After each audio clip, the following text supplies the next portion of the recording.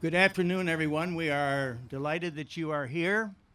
We're off to a wonderful day, wonderful weather, and your presence makes it the day that it is. I'm Jack KIRKSEY, the Mayor of Livonia, and I will have a couple of opportunities to share thoughts with you as the program moves forward. But at this time, I would ask our police chaplain, Joel Lindeman, if he would come forward to the microphone. And if you would stand, please, for those of you who can stand, and we will have the invocation. Let us pray. Father, we come to you today with a heavy heart in one sense, Father. We come to honor those that have served our community well. Father, we're reminded even today in Canada that those sent to protect us, Father, live in great danger. Father, we thank you that you are the God of hope, of justice, of love. We come to you now, Father, as we dedicate this park to you, Father, in memory of those that have fallen, those that have served us, because you've called us to be a people that abide by law, Father. We thank you for these men. Father, I lift up their families right now in the great sacrifice they've made. You are the Father of mercy, the God of all comfort. I pray that you will comfort them, Father. As we bring honor to them, Father, we thank you and praise you that we have hope in you. In Jesus' name I pray. Amen.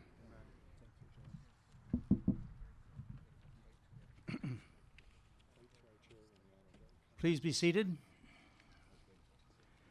We're now going to have the posting of the colors by the Livonia Police Honor Guard.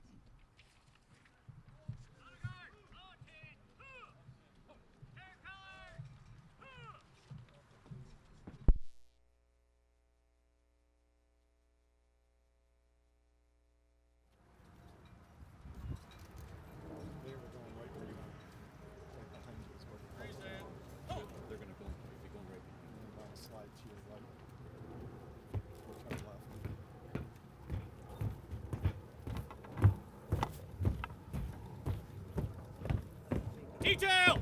Halt! Right! Peace! Post! Colors!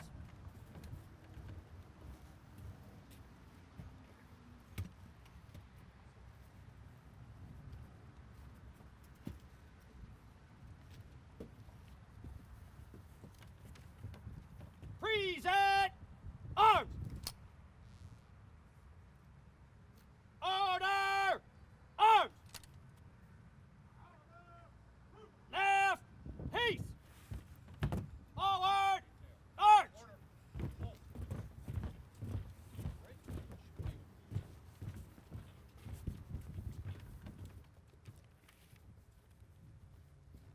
And now remain standing if you would, please. And we are going to ask the children if they would come up and lead us in the Pledge of Allegiance. Justin Johnson, Lauren Johnson, children of fallen police officer Irvin Johnson, if they would come up and lead us in the Pledge of Allegiance.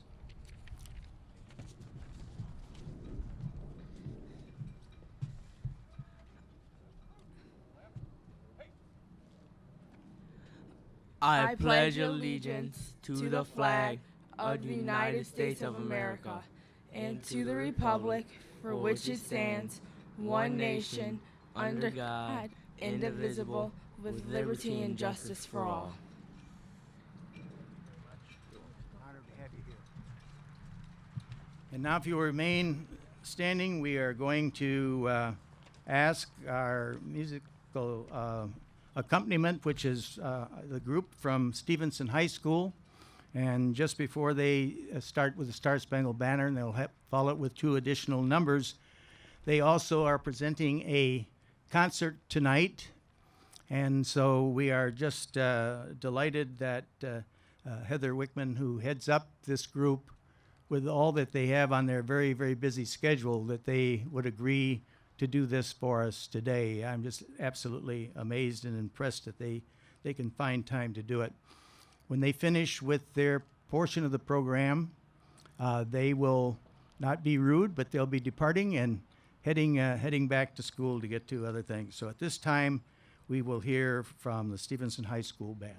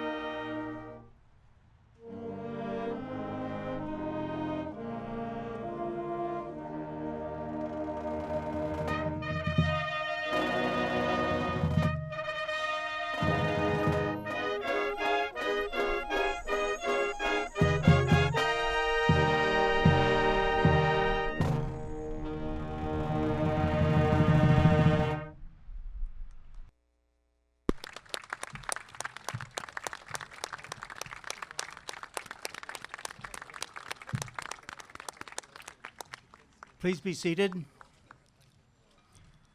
And we want to thank the band again, and especially with their busy schedule, and appreciate their coming and providing the wonderful music. Good luck in the concert tonight, and thank you so much. We greatly appreciate it. Have another round of applause for this great group.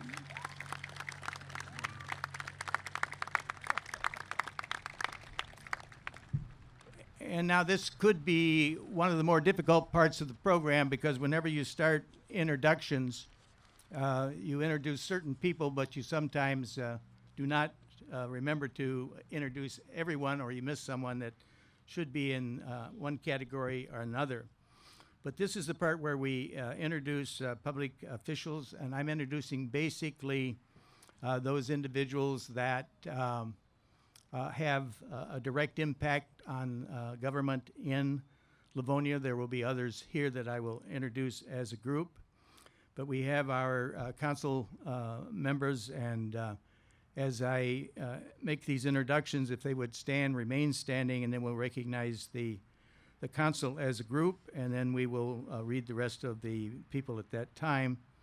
And I am taking the names of those that we thought that would be here. If I miss someone, we'll add their names. But if they would stand, and we'll hold our applause until they've all been recognized. Brian Meekin, who is our Vice President of the Council. Brandon Kritzman. John Pastor said he was hoping that he could be able to make it. Linda Shield and Laura Toy. Did I miss anybody that came other than that? Okay, now let's give them a round of applause. Okay. Let me further the introductions and have these people stand, if they would, until we've completed the balance of the introductions. First of all, we would like to recognize State Representative John Walsh, Speaker Pro Tem, the County Executive Robert Ficano, County Commissioner Laura Cox, Judge Tim Kinney, and then we have our judges in Livonia, Judge Kathleen McCann, Judge Sean Kavanaugh, and the Senior Judge McCann, James R. McCann, our clerk Terry Marecki. Dennis Wright is recuperating from a operation, so we send our best to him. But let's represent this group at this time, and recognize them for their service to the community as well. Now I'd like other elected officials that are here. There's several. Jack Ingerbretson is a former mayor of Livonia. Jim McCann is a, James C. McCann is a former council person. And I think Bob Bennett was going to be here. I don't know if Robert is here or not. Bob, if you would stand. Glenn Anderson, Senator, is here. Patrick Colbeck is here. My optometrist would be so proud. Did I miss anyone of this group? Let's recognize the other elected officials that are here. Give them a round of applause. Thank you so much for being with us. So hopefully that went as well as it could. Now at this time, we're going to move through the balance of our program at this point, and I'm going to ask if John Walsh, the Speaker Pro Tem from our legislature, the House of Representatives, if he would come up for a purpose of an introduction. John? John Walsh. Thank you, Mayor, and thank you all. It's my honor to be here today, and to those family members of our fallen heroes that are here, you have my sympathy and my gratitude and my prayers. It's also my honor to introduce our guest speaker, our governor, Rick SNYDER, a man that, I'm sorry, I left that pause open, but let me say a few words. He's a man that genuinely appreciates the work of our first responders and our public servants. The governor made public safety a priority from his first day of office. One of his first special messages was on public safety. It had included the Secure Cities Partnership, which is working successfully to reduce crime in many of our large cities. Within just the past 2 weeks, he has signed several bills that will increase our safety and help our first responders do their jobs. A crackdown on drugged, not drunk, drugged driving. Rape kit legislation to make sure that we can get justice for those who have suffered this horrendous crime, and to give the tools to our police officials so that they can apprehend those who commit that crime. Landmark legislation dealing with human trafficking, and the restoration of negotiation rights for our police and firefighters that were inadvertently lost as a result of another bill passed a few years ago.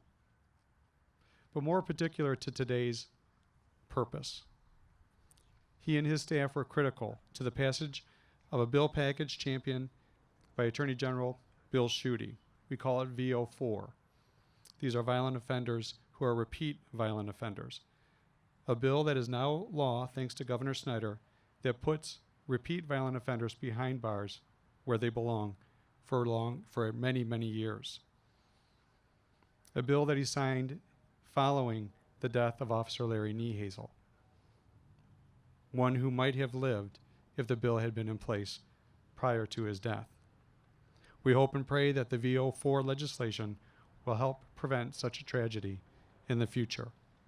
Ladies and gentlemen, will you now please join me in welcoming Governor Rick Snyder.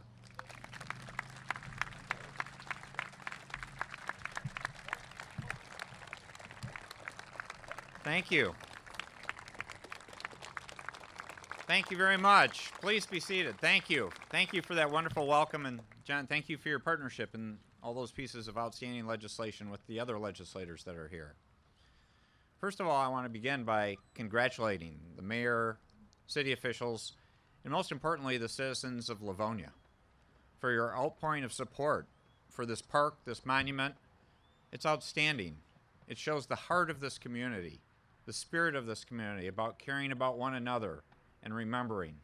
And you're to be admired, and you're a great role model for others for what you've done here today and what you'll be continuing to do with this wonderful park. When you have a day like this and you have a monument and a park like this, it brings three concepts to mind. The first issue is it's a time to say, let's remember. Let's not forget those unsung heroes that gave their lives to serve us, to protect us. Policemen, firemen, first responders, public works officials, and hardworking people in the Public Works Department. They're there for us. And we need to remember the service that they gave in giving their lives in support of us to ensure us to have a good life. And you have to remember the conditions they do this under. They do their work 24/7. They don't think about the time of day. They're there to serve us whenever it's needed. They don't think about the conditions they have to work in. And often they're harsh and difficult conditions. Whether it be a traffic situation in the middle of a storm, whether it be a fire, whether it be a flood, or last year's winter plowing the roads for us. They do the difficult conditions when quite often we may be at home. In terms of looking at all these issues, they've stepped up to serve us in a special way, and they've made the ultimate sacrifice with their lives.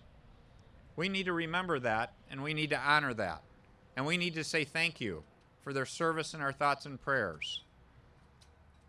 The second concept is to say thank you. We can never say thank you enough for what they've done for us.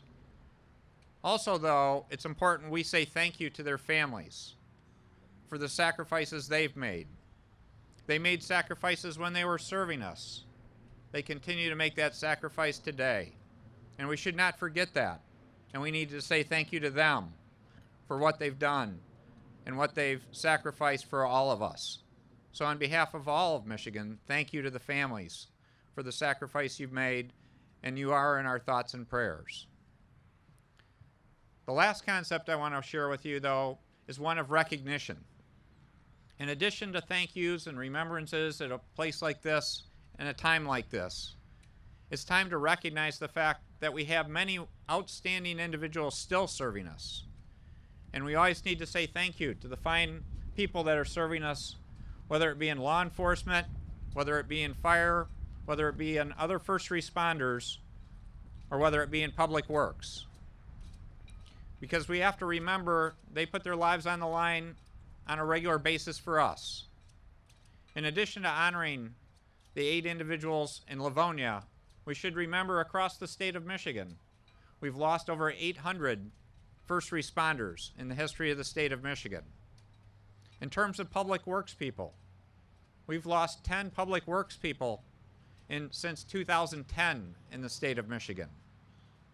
Their work is often dangerous, and we need to say thank you on a daily basis to the fine people that are serving us, protecting us, and keeping us safe. So on behalf of all of Michigan, thank you so much for your outstanding service to all of us. So this is a special day and a special time. For the people that have given their lives for their families, you have a special place in our heart today. But not just today, but every day. In our thoughts and prayers. Thank you for what you've done. In addition, though, it's wonderful to have a celebration like this in terms of an outpouring of support from the community to create a place like this.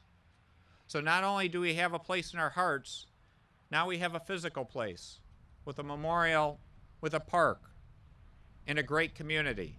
So on behalf of all of Michigan, I want to say thank you again to the city of Livonia and all the citizens of this great community for showing you care and that a recognition that we're in this together and we support one another in need and in difficult times. Thank you so much.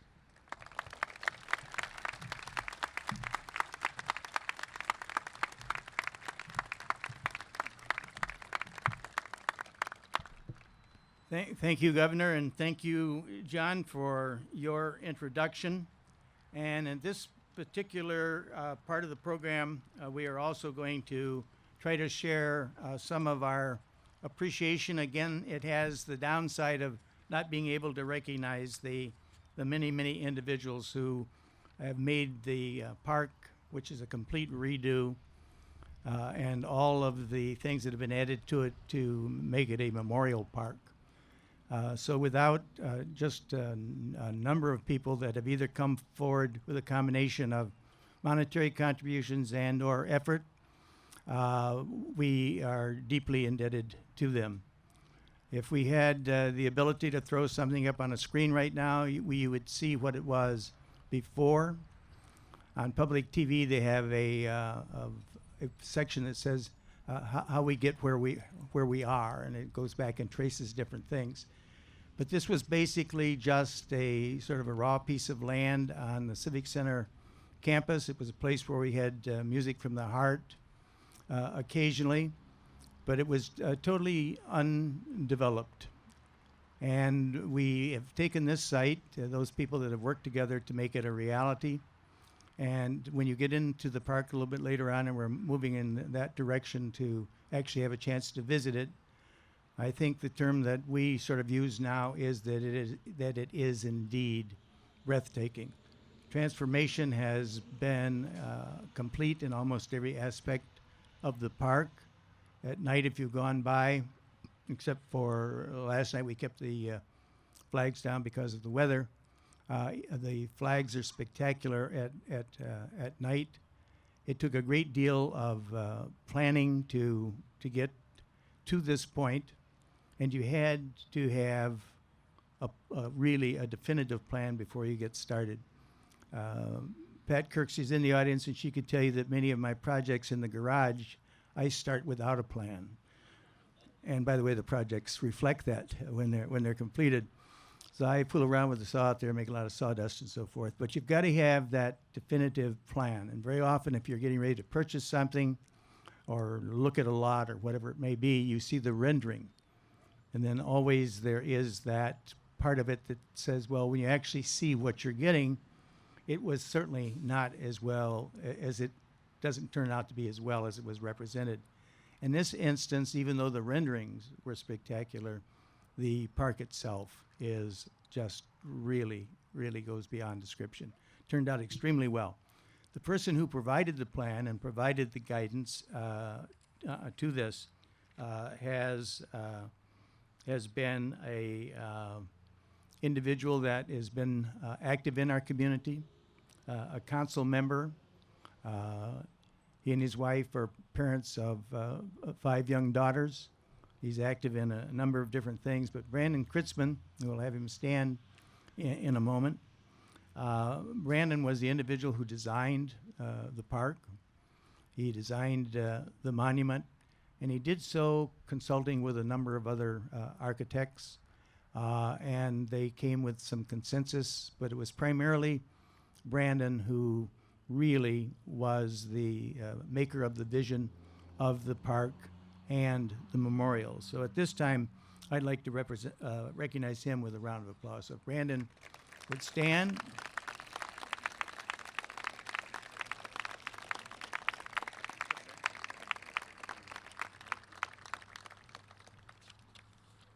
And he's never without one of the kids, so I think that the Babysitters Union has a grievance out there, but anyhow, we do appreciate Brandon because the amount of time that was necessary there was well beyond anybody's imagination.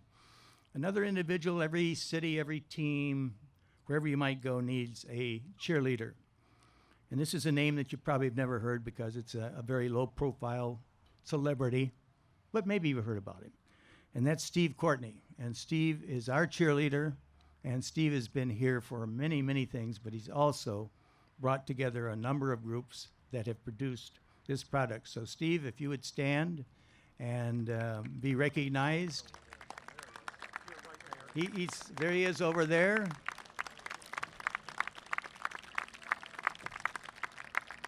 Steve, we thank you so much, and Steve is a resident of Livonia, and he was on the air one day, and as a joke, he said something about his wife never would let him buy buffalo wings.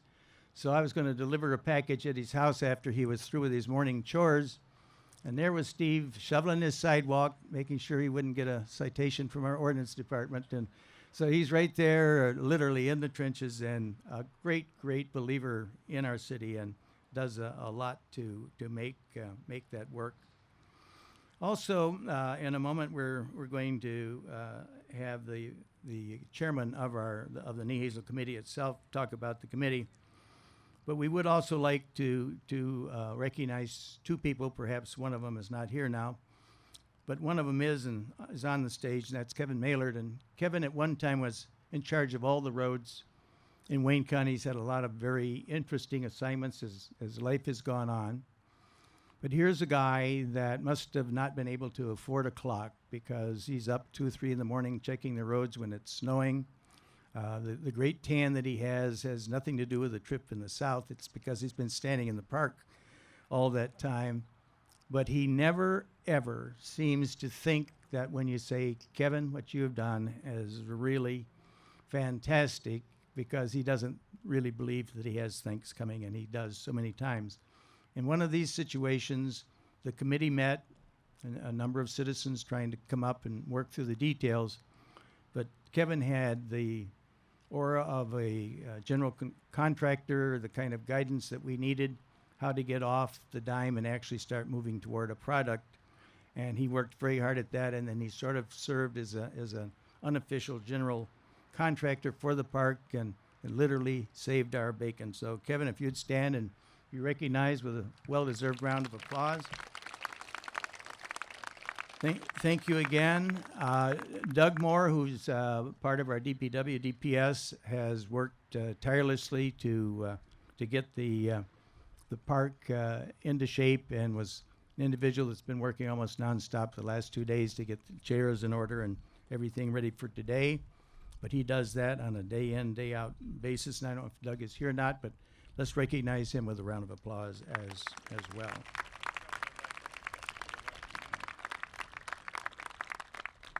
And then I'm going to move into quickly some contributors. There are many, many people who contributed financially to this effort. $760,000 were raised from contributions of varying amounts. And we've, in our lives, we're talking with the governor before we came up here, many times we've been involved in fundraising. I wish they were all that easy because people did not have to be asked. They wanted to know how they could contribute to this effort. So we have many, many pages of the records of people who've contributed. They've bought some of the engraved bricks that you'll have a chance to see in a moment. There's still opportunities to do that later on.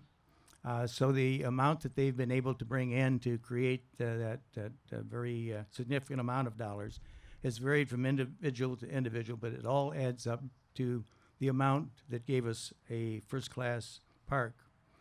Now, there are 5 families that also wanted to sponsor the monument itself as a smaller group, and so they contributed significant dollars to pay for all of the monument itself, which is a very expensive item.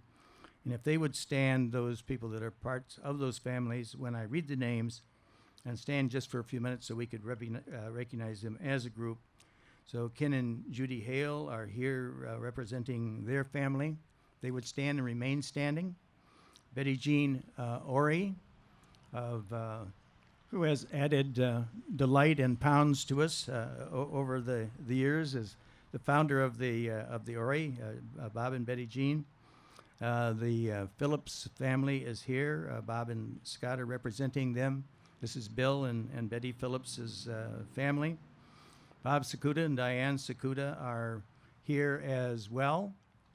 And we have John and Lena Del Signora, who are here from Laurel Manor fame. And they, I think, did your grandson get here, John?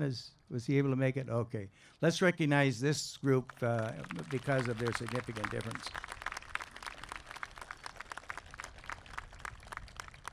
And lastly, in a moment, Bob Stevenson will mention a little bit more in terms of appreciation, and we don't want to make a great end of the part of the program, but there is so many people to recognize. We're not really getting to all of them, but we also, the district court judges, Kathleen and Sean McCann, or Sean Kavanaugh.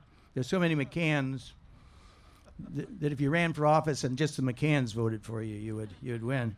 But anyhow, Kathleen and Sean are district judges, and with Kathleen today also is the dad, the senior judge. So we have James R., James C., and Kathleen. So if those 3 individuals, along with Sean and Kathleen and the senior judge, would stand, let's recognize those individuals at this time. Thank you very much. And what are we recognizing them for? So you were willing to do it and you didn't know what it was about? Well, here's the answer to that question, is that the Livonia court back in 1965, when James R. became the first judge at that point of where the history of our courts were, one of his pledges to the community is that he would start a volunteer work program.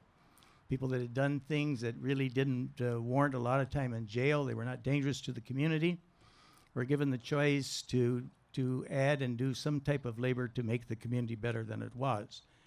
Part of it was, to do that, they needed shovels, rakes, paint, and so forth. So to volunteer, to be a volunteer worker for the city rather than going to jail, something positive, you had to pay a certain amount for the materials that you used.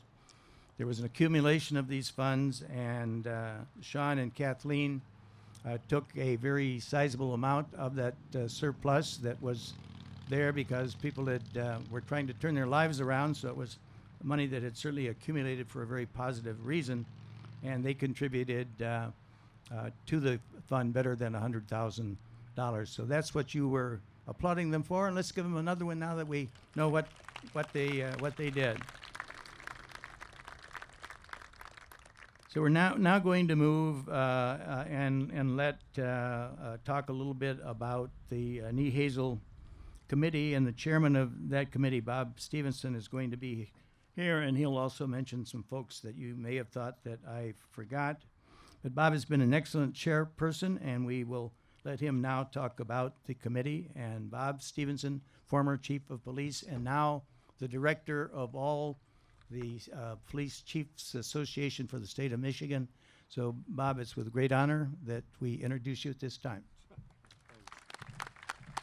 Thank you, Mayor.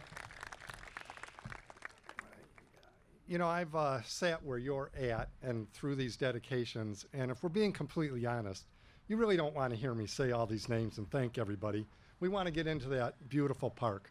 But after working and being part of this project for 2.5 years or so, it's really important that we take a couple minutes here to thank publicly some of the people that were so instrumental in this park being developed.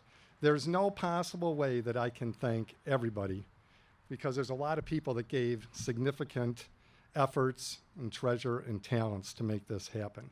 And if I don't mention your name, it doesn't mean that we don't appreciate what you did. It just means that winter is coming and we need to get done before the snow arrives. For those that don't know me, I grew up in Livonia. I graduated from Franklin High School, Schoolcraft College, Madonna University. Spent 37 years over there where the big antenna is at the police department. The last 7 of which I was the chief of police, and I retired in 2011. If you were to ask me what I did on my last day of work or the date, I couldn't tell you. But if you were to ask me where I was on January 17th, 2011, at about 5:30 in the afternoon, I can tell you exactly where I was. I was sitting in my car right across the street, driving through that ATM over there at the Community Choice Credit Union, when my phone rang, and on the other end of the line was my then Deputy Chief, KIRKSEY, giving me the message that no police chief ever wants to hear, that one of my officers, Larry Nehasil, had been shot and killed while trying to make an arrest of a home invasion suspect. That began probably the saddest and the worst part of my career. However, there were some incredible, uplifting moments of memories that I carried away from that whole incident. As I watched our community come together, support the Nehasil family, try to help out Linda, and get them through this tragedy so that they could move forward somehow with their lives. So when Mayor KIRKSEY called me in early 2012 and asked if I would be the chairman to put together a park, a memorial for Larry Nehasil, I gladly accepted that. The committee first met in May of 2012, almost 2.5 years ago. As the mayor said, there was a park here basically wild. There was a cement dolphin in the middle of it, so we nicknamed it Dolphin Park for some reason. I thought that this would be a relatively easy job. We'd come in, we'd get rid of the dolphin. We would make a very nice memorial and tribute to Larry, and we would dedicate that, and it would be a relatively easy project. At our first meeting, we learned that was not going to happen, because we talked with Linda and we talked with Lori and the Nehasil family, and they were absolutely insistent that this was not going to be a memorial dedicated to Larry. It was going to be dedicated to all of our public safety servants who had lost their lives in the service of the city of Livonia. So we sat down, and what was going to be an easy project turned into a much longer project. Our path wasn't straight.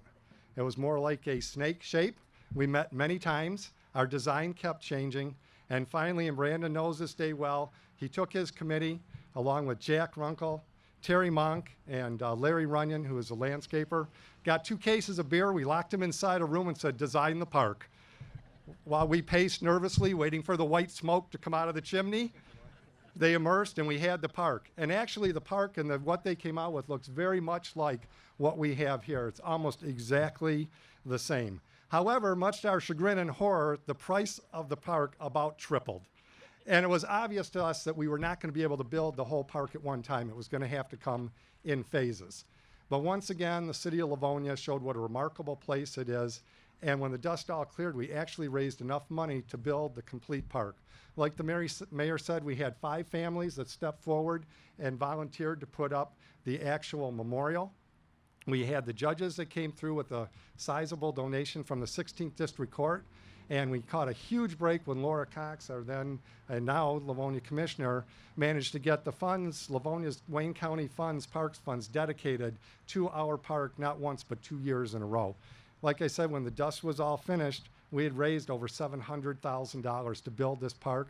And we leave here today with money in the bank to maintain that park into the future.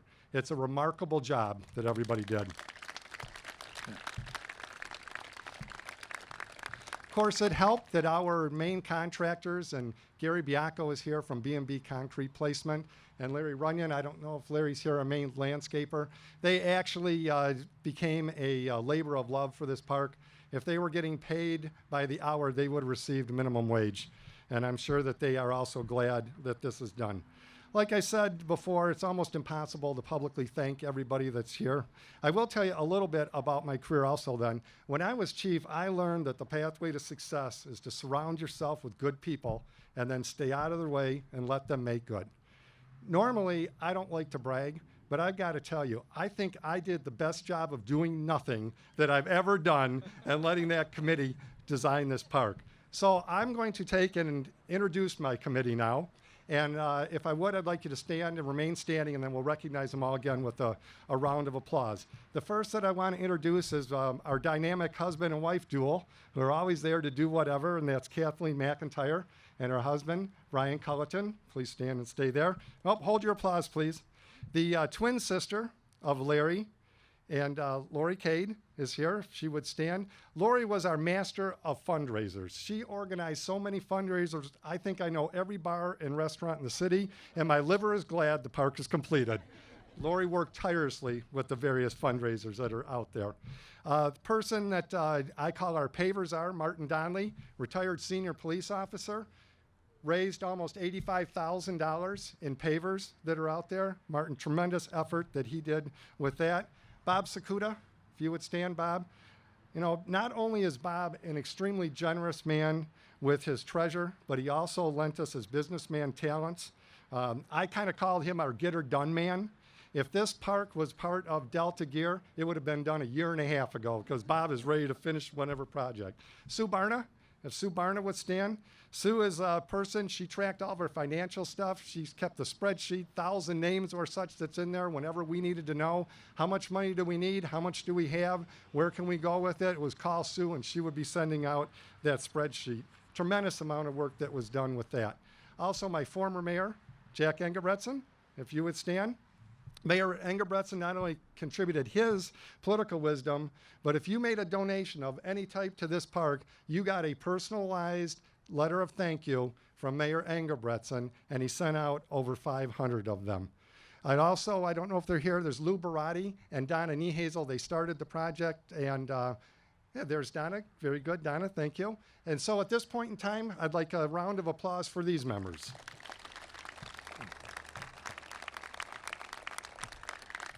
Now, a chain is only as strong as its weakest link, and we had several very strong links in our chain, and that's our last two members of the committee I'd like to introduce. The mayor already mentioned Brandon Kritzman a little bit, but I've got to reiterate a lot what he said. He's an incredible architect. He conceived everything that's up there. I can barely draw a stick man, and I could not believe what he designed and how beautiful this park is and how he conceptualized that. There's all kinds of symbolisms, arcs, tangents, and things that he had to explain to me that maybe many of you will see when you look at that park. Attention, incredible attention to detail. One time he actually held up construction for 2 weeks because one of our lights was 6 inches off center. Might have been a little over there, Brandon. Maybe not. Brandon's very, very busy. He's, at the time that this was taking place, I'll just tell you a little bit what's going on. He was in the process of closing down a business, getting a new job. He was working incredible amount of hours. Oh, did I say he's a councilman with all the meetings and such that go with that? He's got 4 daughters, and then had his 5th daughter, born midway through that, and she's now 18 months old. Just an incredible time that was done there, and I really do need to reiterate and thank the person that made that design so possible, Brandon's wife, Rebecca.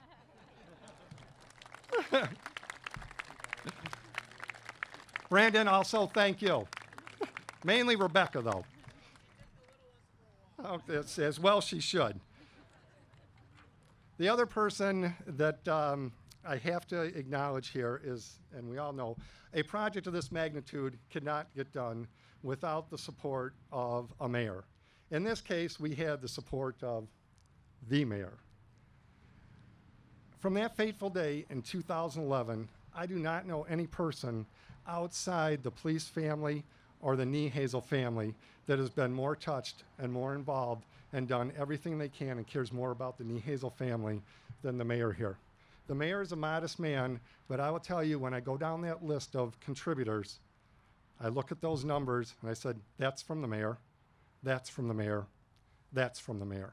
When I see a businessman walking down the street with his arm in a sling, I know the mayor was there to visit him, and we got another contribution.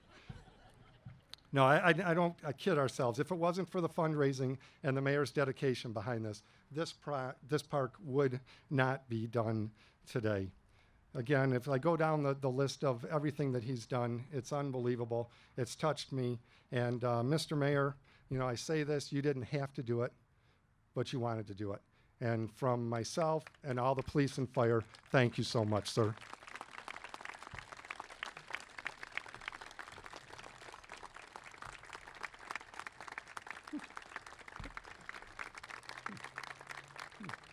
Thank you.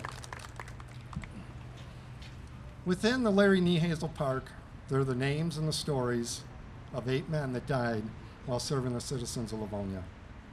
The truth is, as time goes by, the stories fade, the memories start to fade, the sacrifices are forgotten, except for the friends and the families of the names of the people that are inside that park. It's my hope, and it's the committee's hope, that the Fallen Heroes Monument and the DPW Monument will help the rest of us to always remember their sacrifices. The last round of applause that I'd like to ask for is for you. Everybody that's here that came out to support the families, and any contribution and any part that you did, it couldn't have been done without all of you. And I thank you so much for what you've done to make our dream a reality. Thank you.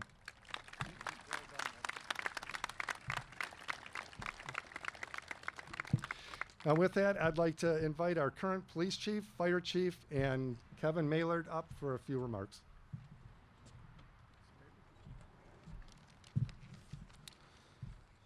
Thank you, Bob. Good afternoon. On behalf of the members of the Livonia Police Department, retired and active, I'd like to express our eternal gratitude to the members of the Nehasil Park Committee and to this community in creating this beautiful park and the memorial. Police officers are charged with the responsibility, the duty to protect our communities, to maintain order, to engage those who choose to violate the law and threaten the security and sanctity of our communities. There are inherent risks in being a police officer. The top 3 causes of a police officer deaths are described on the monuments behind me. Death by assault, death by motor vehicle, death by cardiovascular disease caused by the great deal of stress associated with our duties. Other than our military, there is no other career or profession committed to intentionally putting your life in peril. Police officers engage people who are violent and many times career criminals. We do this without a second thought, relying on our training, our equipment, our teamwork to see us through the day. Police officers take an oath of office to uphold our laws and support our community values. This park, this memorial, will ensure that those that pay the ultimate sacrifice, and more importantly, the families that are left behind with the pain and grief, know that this community, this city, will never forget and will always be grateful for their service and their commitment. Today we honor 4 Livonia police officers, and as I read the names of our fallen, if the family members present would please rise to be recognized. We honor Patrolman Sidney Detloff, end of watch June 23rd, 1952, survived by his daughter, Ms. Sandra Kelsey. Police Officer James Kelly, end of watch April 10th, 1992, survived by his mother, Teresa, sister Cheryl, and brother Tom. Police Officer Irvin Johnston, end of watch January 19th, 2007, survived by his wife Antoinette, son Justin, and daughter Lauren. And Senior Police Officer Larry Nehasil, end of watch January 17th, 2011, survived by his wife Linda, sons Adam and Aaron, mother Monica, sisters Cheryl and Lori, and brother Craig. If we could give them a round of applause.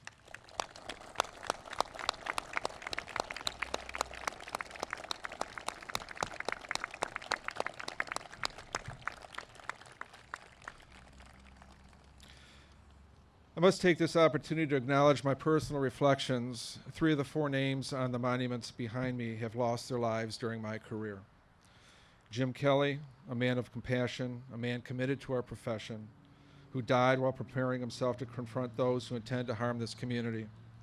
Irvin Johnston, a man of presence, a humble man, a man of great compassion, a man respected by all. And Larry Nehasil, for whom this park is named, a police officer with great instinct, a kind person, a man that I have had the honor of knowing for over 25 years, and the pain of his death continues to burn in my heart. Each of these officers passed from this life to the next, not alone, but with a partner, another officer at their side. Many of those officers are present here today.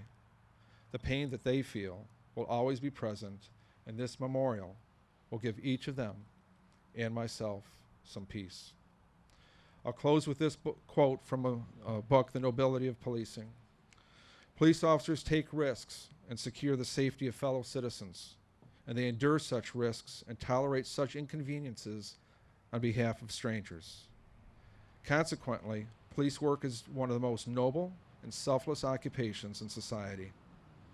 Making a difference in the quality of life is an opportunity that policing provides, and few professions can offer.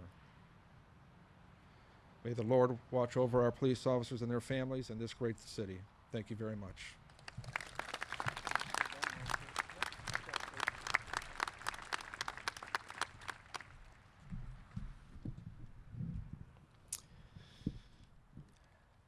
On behalf of the Livonia Fire Department, we'd like to extend a special thanks for you being here today, for all those that were mentioned earlier, and the blood, sweat, and tears that went into the development of the park and the memorial as it stands before you today. We couldn't be more pleased with the outcome, and are so proud to be a part of the heritage that is here in the city of Livonia, in this community.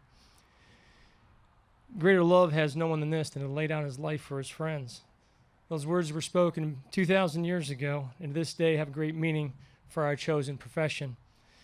These words help to frame why we're gathered here today, and that is to honor these heroes who have lost their lives in protecting this great community.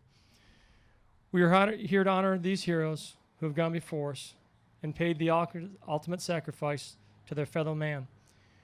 We are here to honor their service to humanity, fellow officers and firefighters, and to the community. We are here to pay tribute to their memory by remembering their courage and sense of duty. We're also here to assist in the healing process for those that still miss their hero, standing here amongst us today. Webster defines hero as any man or woman admired for their courage, nobility, or exploits, or any person who is admired for their qualities or achievements and regarded for their ideals and being a model. Firefighters have long been admired for these traits. And surely those that have gone before us are heroes for placing themselves in situations of risk and danger for the benefit of saving others. There's an inherent and inbred sense of helping others that is in the makeup and the personality of a firefighter. These public servants would attempt to move heaven and earth in order to prevent a disaster or to save a life. Gary KIRKSEY was hired in March of 1972. Gary was a firefighter that was looked at as somebody who was very admired. He was personable. He was outgoing. My father had the distinct pleasure of working beside Gary. And on that fateful day, April 17th, 1983, my father was at that particular scene, a block away, pumping from a fire engine to the fire as he watched. And as time went on, he continued to watch conditions deteriorate. And then, he said it was almost surreal as people began to gather and him not knowing or understanding, being a block away, what was really happening.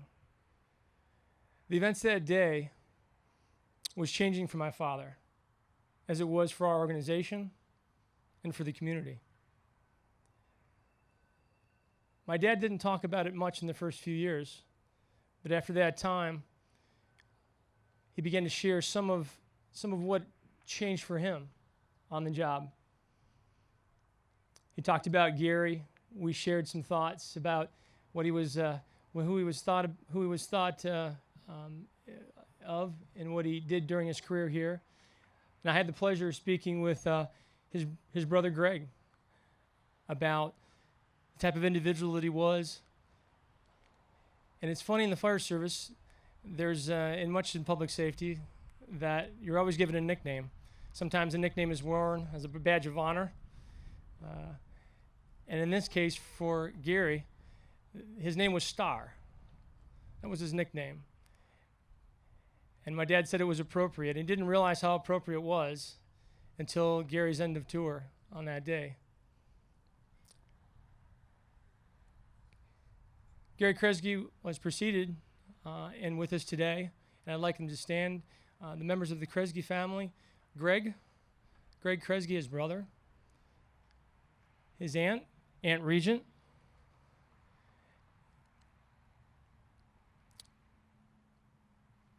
and his then wife, Mary Ellen.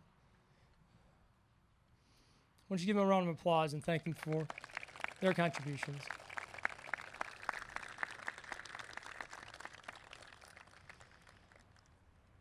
While it is right and fitting that we meet here to remember the past heroes, we must also think of the present.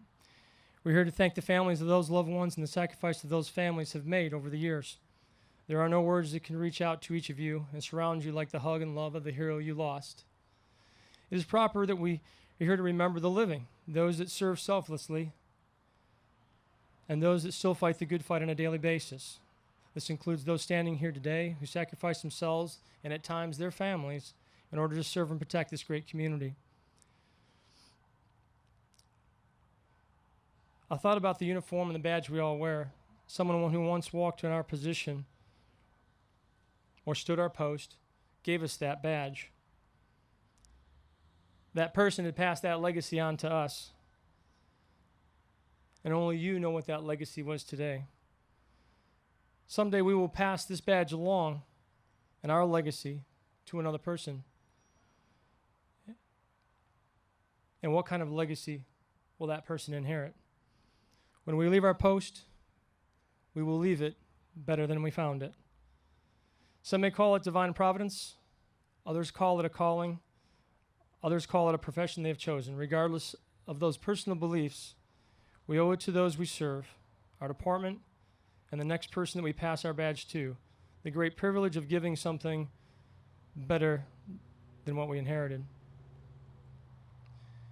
Again, we thank you for being here today. We thank you for the families that have sacrificed so much. And it's an honor and a privilege to serve and share these words with you today. God bless you, and may God bless those who protect and serve our community each and every day. Thank you.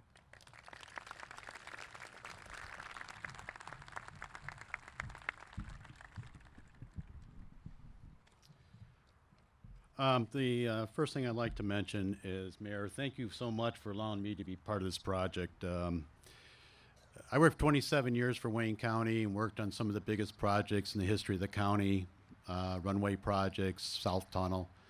But I have never worked on a project that, in my view, has been so complex and so exciting to work on, to see the design come fruition, basically. And it was a lot of effort to put the park in this kind of shape. We're not quite done yet, but we're getting close. The DPW workers provide a number of services that include inspection, snow and ice removal, brush and leaf operations, working in water main and sewer trenches. Most of these duties involve working in traffic, and at times the workers are in harm's way. A lot of these responsibilities are taken for granted. But unfortunately, there are tragedies that do happen. There, behind me on the memorial for the DPW, there are 3 names. Elmer Gautreaux, inspector for the engineering department, who died in 1955. Paul Sawyer, equipment operator for the Parks Division, who lost his life in 1972. and Virgil Wheaton, water mechanic of the Water Division, who lost his life in 1977. Their stories of how they lost their lives tragically are on the memorial. I will not repeat them, but all three lost their lives in a different way. One in a sewer trench, one by traffic, and one on a construction project. I'd like to finish by saying that the memorial behind me has a phrase at the top that reflects all three of these individuals, and it reads, "Given all for public service." Thank you.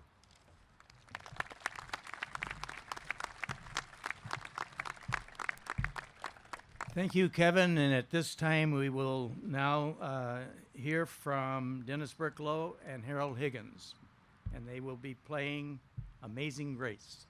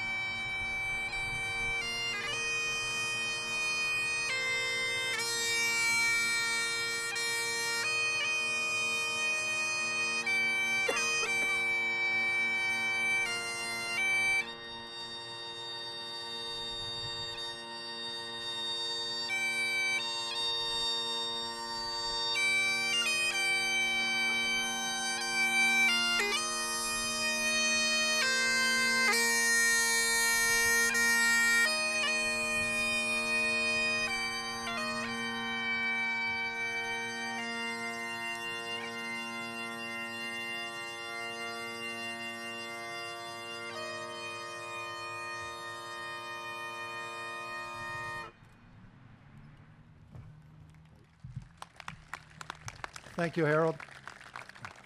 Now it's my honor to ask Linda Nehasil to join me up here.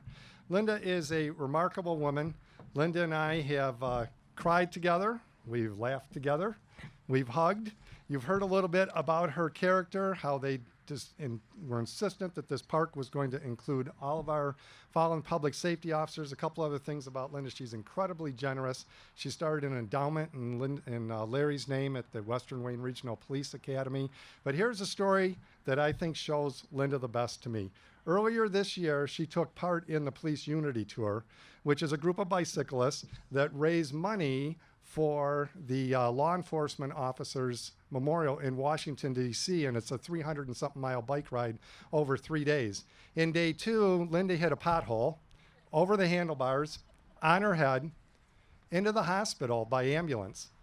She got treatment there and was released, and the next day got on her bicycle and rode over 100 miles to finish the ride. You can knock this lady down, but she will always get back up. Linda? Thanks, Bob. Oh boy. found those bagpipers. Oh boy, those pipes kill me. So here we are almost 3 years later from the inception of the park, and I have to say that the Fallen Heroes Monument is absolutely amazing. I knew it was going to be very nice, but maybe I'm prejudiced. When I came by this morning at 6:30 a.m.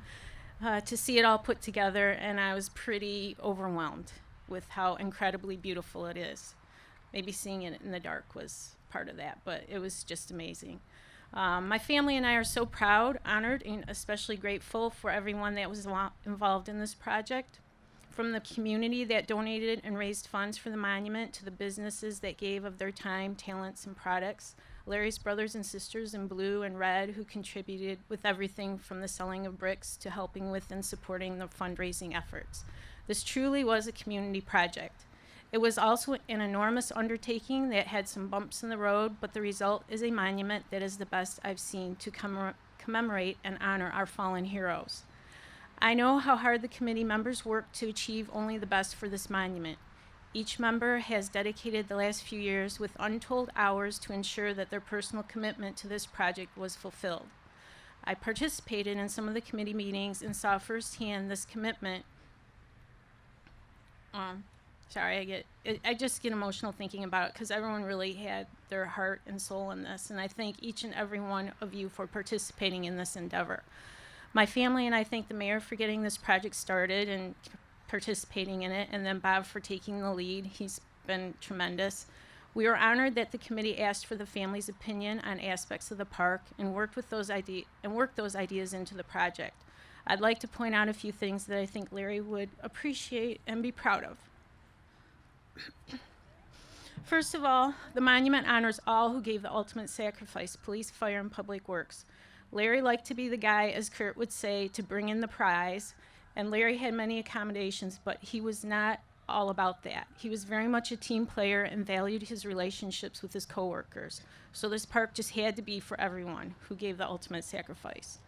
Larry loved the outdoors, hunting, camping, and especially working in the yard. When he wasn't maintaining the yard, he'd be out there building an arbor for wisteria to grow on, putting in a fire pit, moving a tree, or cutting down trees and making plans for his next project. This park embraces that concept with beautiful and inviting landscaping. Larry was all about getting together with family and friends. There is a place for that here with the picnic tables and benches that I hope will be filled often with coworkers having lunch or families enjoying a picnic. In today's fast-paced world, people don't always take the time to stop and enjoy the moments life has to offer.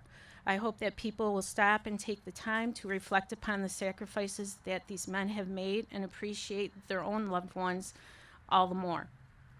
Finally, this park is where summer concerts are occasionally held, and I can picture people filling this lawn area with blankets and lawn chairs, listening to and enjoying music.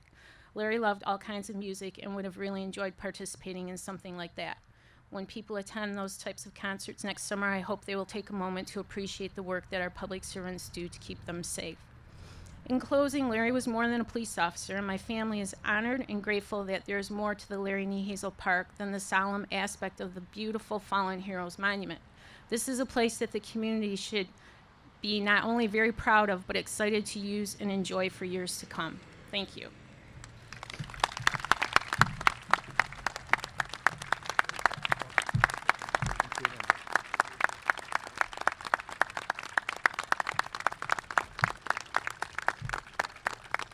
If you could be seated just for a moment, we're going to move into the final phase of this memorial service and dedication to the park. Linda Nehasil and the surviving members of the families of our lost heroes, first responders, are going to move into the entrance to the park. And they will be, in a moment, getting ready to cut the ribbon that will open the park up. As you can see from your material here that's in our brochure for the ceremony itself, we will have those members of the families accompany her. It'll take her a bit of time, so Linda, if you want to go over there, here are the shears. Be careful there, and the other survivors of the families, if they would join her. rest if you would stay in position just for a moment. And as our officers are marching to get over to the park for the second part of it, where we'll be raising the flags, and I hope you'll be able to stay for that.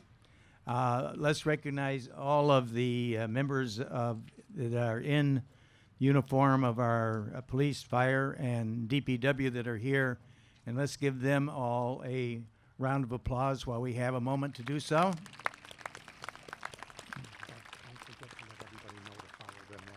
Okay, I will. You know, years ago, I was a teacher, and they say you can take the teacher out of the classroom, but you can't take the teacher out of the teacher type of thing. So I'm just absolutely amazed at how well behaved you are. It's absolutely spectacular. First time in my life it's ever happened. But I do want to keep peace at home and introduce the First Lady while we have a few minutes. So if Pat would stand up where she happens to be, and let's give the First Lady a round of applause. And also what we will want to be doing in a moment is I want as many of you who can stay, as once the ribbon is cut, it'll be cut in just a moment, that once that's done, if you remain there, and we'll just sort of move back 3 or 4 rows at a time. And those of you that can move into the park for the final part, I hope that you'll be able to do that. The governor has been very kind to be with us. We're very honored that he was here with us today. He has some other obligations that he's pledged to fulfill before the day is over, and so we also want to once more recognize his being with us at this time. It means a lot to us, Governor. And so now we will have the cutting of the ribbon. Remain in place, and then we'll move you into the park. All right. Yeah. Okay, does anyone know the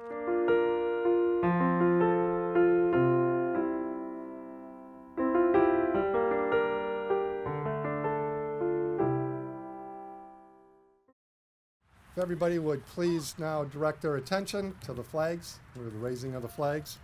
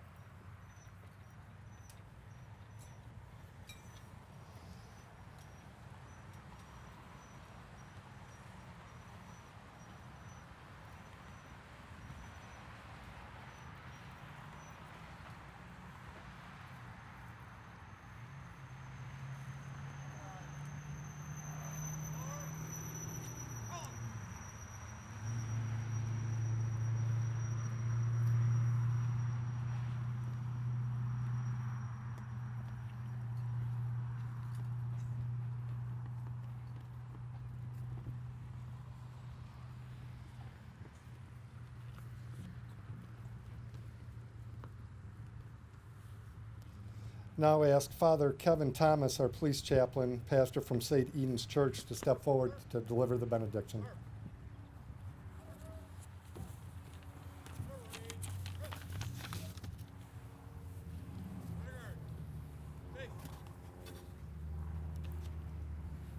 Let us bow our heads and pray.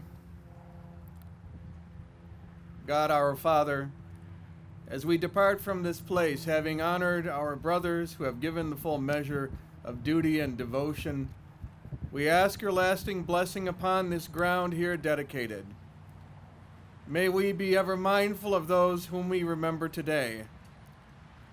May the inspiration of their courage light our paths and be an enduring lesson to us all, that their example may give us courage and the resolve to ever commit ourselves to the cause of justice and right.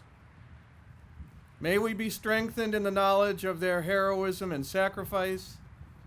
May this community be encouraged by the knowledge of what they have done and have selflessly given.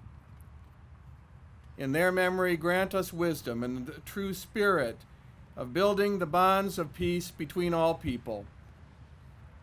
We ask your blessing upon us all, our loved ones, our families, and upon our fellow citizens.